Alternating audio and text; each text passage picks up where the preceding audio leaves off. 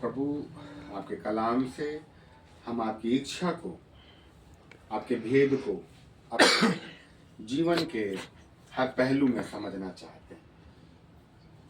प्रभु, आप हमारे गुरु हैं और हम आपके शिष्य हैं। प्रभु, आप हमें सिखाएं कि हमें कैसे रहना चलना है खुदा, और कैसे आप में बने रहना है। इन वचनों के द्वारा प्रभु आप हमें सिखाएं, ऐसी मैं प्रार्थना करता हूँ, यीशु के नाम से मांगते हैं, आमीन। हमने अय्यूब की किताब उसका पहला अध्याय उसका 20 और 21 हमने पढ़ा। परमेश्वर को धीरे धीरे हम लोग समझने की कोशिश कर रहे हैं, क्योंकि परमेश्वर को समझना अपनी मानवीय बुद्धि से बहुत कठिन जान पड़ता है। लेकिन परमेश्वर के वचन के द्वारा हम परमेश्वर को समझ पाते हैं कि परमेश्वर किस परिस्थिति में कैसी सोच रखता है।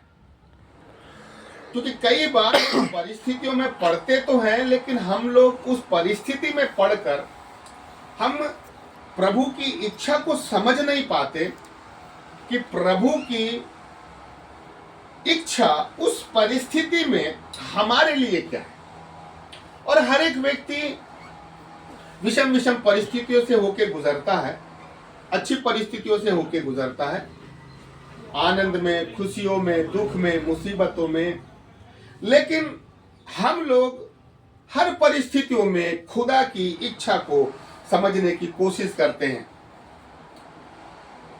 क्या परमेश्वर केवल बाइबल तक सीमित है, या परमेश्वर बाइबल से भी बड़ा परमेश्वर है?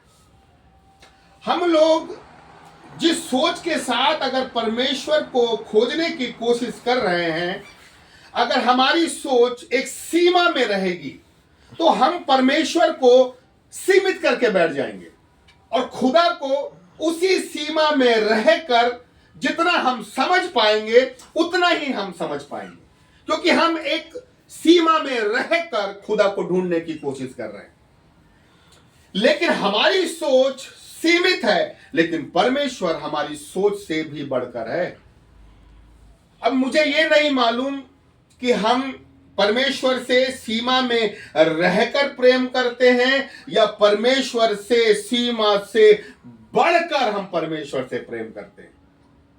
मुझे उस महिला का गवाही याद आती है। सन 2012 की बात है कि उसके पति ने उसको घर से बाहर निकाल दिया, और जैसे ही निकाला तो उसे कैंसर भी हो गया। बहुत सारी चीजों से वो महिला इसलिए दुख उठा रही थी क्योंकि वो यीशु मसीह को जान गई थी, और उसके घर वालों ने उसको अवॉइड कर दिया था, घर से भगा दिया था। लेकिन सबसे अच्छी चीज उस पार्ट में जो मुझे अच्छी लगा कि वो बस में बैठी और 2 युवक उसका पीछा करने लगे, और वो भाग के किसी के घर में गई, लेकिन वहां भी जगह नहीं मिली। और ऐसा करते करते वो ना जाने कहां कहां घूमते गई।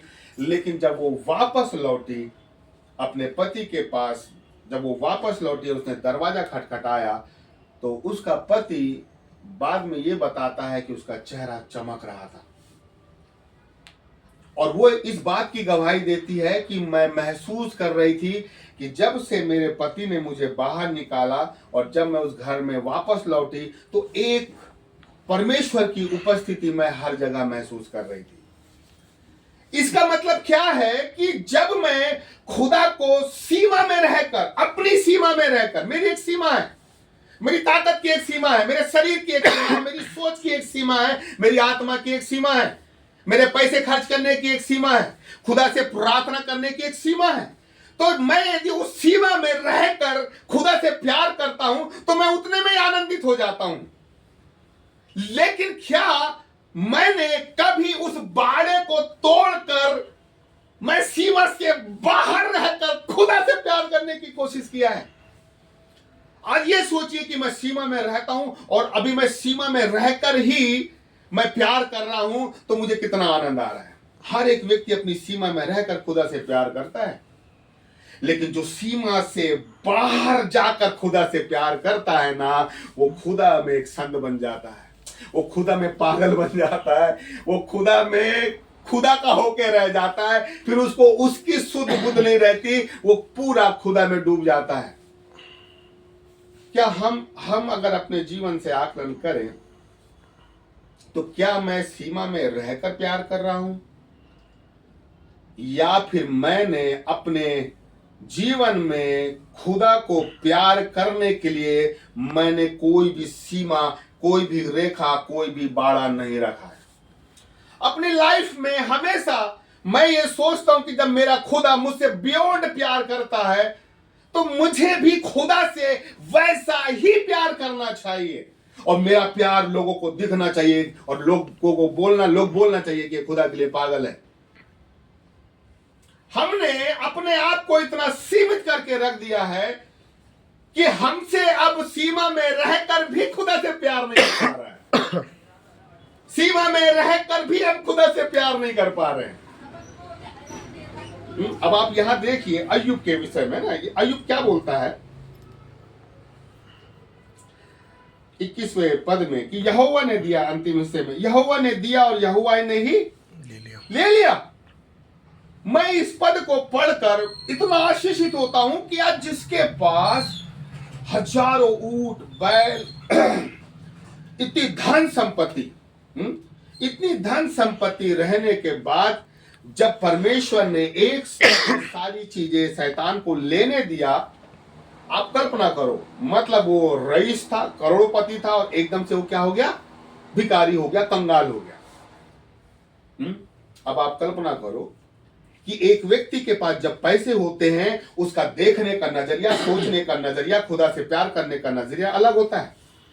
लेकिन जैसे वही व्यक्ति, दूसरा व्यक्ति नहीं, वही व्यक्ति जब उस ऊंचे पद से गिराकर जमीन में आ जाता है तो उसके प्यार करने का लेवल भी वो कम हो जाना चाहिए, और होता ही है। व्यक्ति अच्छी परिस्थितियों में खुदा का धन्यवाद देता है, लेकिन विपरीत परिस्थितियों में वो खुदा से सवाल पूछना और खुदा की इच्छा ढूंढना चालू कर देता है कि प्रभु मेरे साथ ऐसा क्यों हुआ। ये होता है। लेकिन जब अय्यूब के जीवन में आता, अय्यूब बोलता है जिसने दिया, जी दिया मतलब उसी ने गाय बैल और उसी ने धन संपत्ति दिया। देखिए एक लाइन में वो बोला जिसने दिया सब कुछ उसी ने। इसका मतलब यह है कि अय्यूब खुदा से उस प्रॉपर्टी के बारे के अंदर रहकर प्रेम नहीं कर रहा था। उसने अपने आप को इतना सीमित नहीं करके रखा था कि ये जो प्रॉपर्टी है इसी के बाड़े के, इसी के सीमा में रहकर मुझे प्यार करना है। लेकिन उसका प्यार उस बाड़े से कहीं अधिक इतना गहरा था कि उसने कभी भी अपनी लाइफ में उस प्रॉपर्टी के बाड़े को इंपॉर्टेंस नहीं देके रखी। उस बाड़े को तोड़ना बहुत जरूरी है। अगर बाड़ा है इसका मतलब है कि व्यक्ति दो हिस्सों में बटा हुआ है। वो बाड़ा जिसके अंदर हम हैं, जहां पर चैन सुकून और सारी चीजें हैं, लेकिन उस बाड़े के उस पार एक ऐसा हिस्सा भी है जहां पर अगर मैं पहुंच जाऊं तो मुझे वहां भी मुझे प्यार करना खुदा से आना चाहिए, सीमा में रहकर नहीं। और मैं जब इस चीज को सोचता हूं कि प्रभु आपने ये दुख क्यों आने दिया अय्यूब की लाइफ में। ठीक है, शैतान को जवाब देना है, अपनी जगह है, प्रभु कई तरीके से जवाब दे सकता था, लेकिन प्रभु आपने यही क्यों आपने तरीका अपनाया। क्या लगता है आपको कि अय्यूब की लाइफ में यही चीज क्यों आने दिया खुदा ने, और धीरे से वो सारी चीजें उससे दूर हो गई। मुझे जो समझ में आता है कि परमेश्वर ने उसके जीवन में उस दुख को इसलिए आने दिया क्योंकि खुदा अय्यूब के जीवन में ये देखना चाहता था कि ये सीमा में रहकर प्यार करता है या सीमा के बाहर जाकर भी प्यार करता है। इसका मतलब क्या है कि हमारे जीवन में जब हमें कई चीजों का सामना करना पड़ता है ना, जीवन में विपरीत हालातों का, तो इसका मतलब ये खुदा देखना चाहता है कि मेरे जीवन में जब विपरीत परिस्थिति आती है तो मैं उस विपरीत परिस्थिति में भी सीमा से बाहर जाकर मैं प्यार कर पाता हूं या नहीं। आज आप देखिए बहुत से लोग सीमा के अंदर बहुत खुश रहते हैं, लेकिन सीमा के बाहर वो क्या करने लग जाते हैं, खुदा की इच्छा ढूंढने लग जाते हैं। हमारे साथ ऐसा क्यों हुआ, ऐसा क्यों, बहुत सारी चीजें चालू हो जाती है। लेकिन अय्यूब क्या कहता है, अय्यूब कहता है यहोवा ने दिया और यहोवा ने इसका मतलब क्या है कि अय्यूब ने परमेश्वर से प्रेम करने के लिए कोई भी सीमा को नहीं बना के रखा था, कोई भी बाड़ा बना के नहीं रखा था कि मैं यहां तक खुदा से प्यार करूंगा और इसके बाद मैं प्यार नहीं करूंगा। हम लोगों ने अपनी लाइफ में कई ऐसे बाड़े बना के रख दिए हैं कि इस चीज के लिए मैं खुदा से यहां तक प्यार करूंगा, इस चीज के लिए मैं वहां तक प्यार करूंगा। हमारा खुदा बाड़ों में बंधा हुआ खुदा नहीं है कि मैं उससे लिमिटेड प्यार करूंगा, लेकिन हमारे जीवन का एक उद्देश्य होना चाहिए, प्रभु सीमा के अंदर ही नहीं, सीमा के बाहर भी प्यार करना मैं सीख सकूं। परमेश्वर कई बार हम लोगों को सिखाने के लिए कुछ देर सीमा के बाहर कर देता है, और जब देखता है खुदा कि यार ये सीमा के बाहर तो और भी बेचैन हो रहा है, और भी तड़पड़ा रहा है, और भी परेशान हो रहा है, तो खुदा बोलता है अरे यार अब ये सीमा के बाहर जाने के लिए तैयार नहीं हुआ है, तो उसको उठा के फिर सीमा के अंदर कर देता है, चल भाई तू यही खुश रहे। परमेश्वर की प्रोसेस है कि वो थोड़ी देर के लिए बाहर करता है और व्यक्ति के नेचर को देखता है कि वो व्यक्ति उस परिस्थिति में कैसा रह रहा है। लेकिन मेरा परमेश्वर के साथ एक बड़ी इच्छा है कि सीमा तक नहीं होना चाहिए खुदा से प्यार। जिस खुदा ने हमें बुलाहट दी है तो उससे एक सीमा तक नहीं होना चाहिए, लेकिन सीमा के बाहर, कि भाई उस सीमा के बाहर जहां तक खुदा हमें देखना चाहता है। इसलिए बाइबल कहती है तू अपने प्रभु परमेश्वर से सारे मन, सारे प्राण, सारी बुद्धि और सारी शक्ति से प्रेम रखो। अब देखिए सारा सारा शब्द आ रहा है, इसका मतलब क्या, ये नहीं लिखा है कि शक्ति से, बुद्धि से, इसे सारा मतलब बाड़ा नहीं है, सीमा नहीं है, सारा।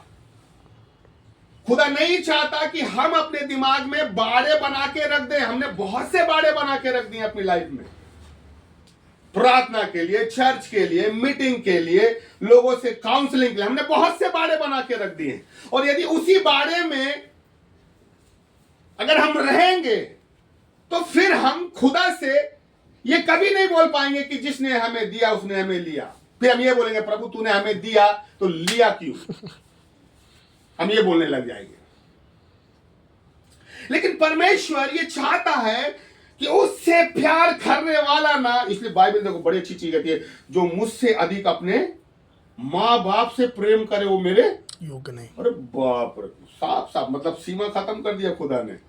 अपने माँ बाप से ज्यादा प्यार करोगे मुझसे तो बोलता तुम मेरे योग्य नहीं, मतलब वहां भी बाड़ा नहीं बनना चाहिए साहब। हम लेकिन बाड़े बना के रखे हुए हैं। प्रभु से प्रेम करने के लिए प्रभु चाहता है कि तुम्हारे और मेरे बीच में कोई बाड़ा नहीं होना चाहिए। एक पहाड़ था जहां पर परमेश्वर ने इजराइलियों को बोला कि मैं इस पहाड़ पे क्या होऊंगा, प्रकट होऊंगा, और तुम उस पहाड़ के चारों तरफ बाड़ा बना के रखो, और उस बाड़े को कोई भी गाय बैल इंसान कोई भी छूने ना पाए। तो पहले ये कंडीशन थी कि परमेश्वर आ रहा है लेकिन बाड़ा बांध के रखो। लेकिन आज क्या है, आज खुदा आ रहा है और खुदा ये बोल रहा है कोई बाड़ा नहीं होना चाहिए, तुम्हारे और मेरे बीच में कोई बाड़ा नहीं होना चाहिए। तुम कभी भी कैसे भी उस पहाड़ पे आ और जा सकते हो। परमेश्वर अपने लिए अगर आराधना करने वालों को ढूंढ रहा है, तो मैं इसको ऐसा लेता हूं, परमेश्वर अपने से प्रेम करने वालों को भी ढूंढ रहा है। सीमा में रहकर तो करोड़ों लोग प्यार कर रहे हैं, लेकिन खुदा उन सीमा से बाहर प्रेम करने वाले लोगों को भी ढूंढ रहा है। उन पागलों को ढूंढ रहा है कि जो पागलों के समान खुदा से बोले, प्रभु जो बोले नहीं लेकिन उनके स्वभाव में दिखाई दे के पागल हो चुका है। अगर हम सीमा के अंदर हैं तो हम अच्छे आराधक बन सकते हैं, अच्छे प्रचारक बन सकते हैं, अच्छे विश्वासी बन सकते हैं।